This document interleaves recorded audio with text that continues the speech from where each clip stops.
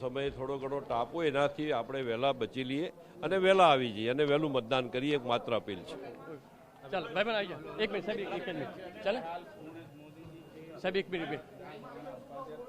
વિધાનસભાના ઉપાધ્યક્ષ પૂર્ણેશભાઈ મોદી પણ પોતાની સોસાયટીના લોકો સાથે વાતે ગાતે જે મતદાન કરવા માટે પહોંચ્યા હતા. પૂર્ણેશભાઈ સાથે સીધી વાત કરીશું. પૂર્ણેશભાઈ, જે રીતે મતદાન કર્યું છે, કઈ રીતે ઉત્સાહ વહેલી સવારથી લોકોમાં?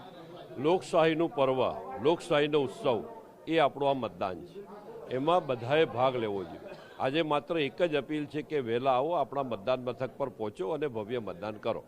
સુરતની વાત કરીએ તો સુરતની અંદર કઈ રીતની તૈયારીઓ છે, કઈ રીતની વ્યવસ્થાઓ કરવામાં આવી છે અને કઈ રીતનો ઉત્સાહ છે? સરકારી તંત્ર સજ્જ છે.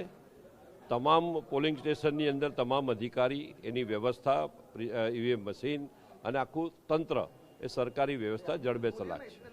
શું લાગે છે કે વહેલી સવારથી સારા એવા લોકો મતદાન કરી રહ્યા છે? કારણ કે લોકો એક બાજુ ગરમી ચાલી રહી છે ત્યારે વધુને વધુ મતદાન ઝડપથી થાય, વધુમાં વધુ ઝડપથી મતદાન થાય એના માટે વારંવાર અપીલ કરી છે અને અત્યારે પણ આપણે આ તમારા માધ્યમથી અપીલ કરીએ છીએ કે વધુમાં વધુ ઝડપથી લોકો વહેલી સવારે આવીને મતદાન કરે. જે રીતે ઉપાધ્યક્ષ જે છે પૂર્ણેશભાઈ પોતાના સોસાયટીના લોકો સાથે મતદાન કરવા માટે પહોંચ્યા હતા અને મતદાન કર્યું છે. વધુને વધુ લોકો બપોર સમય પહેલા જે મતદાન કરે તે માટેની પણ અપીલ કરી રહ્યા છે. કેમેરામેન સંજય ચંડલ સાથે બલદેવ સુથાર, TV9 સુરત.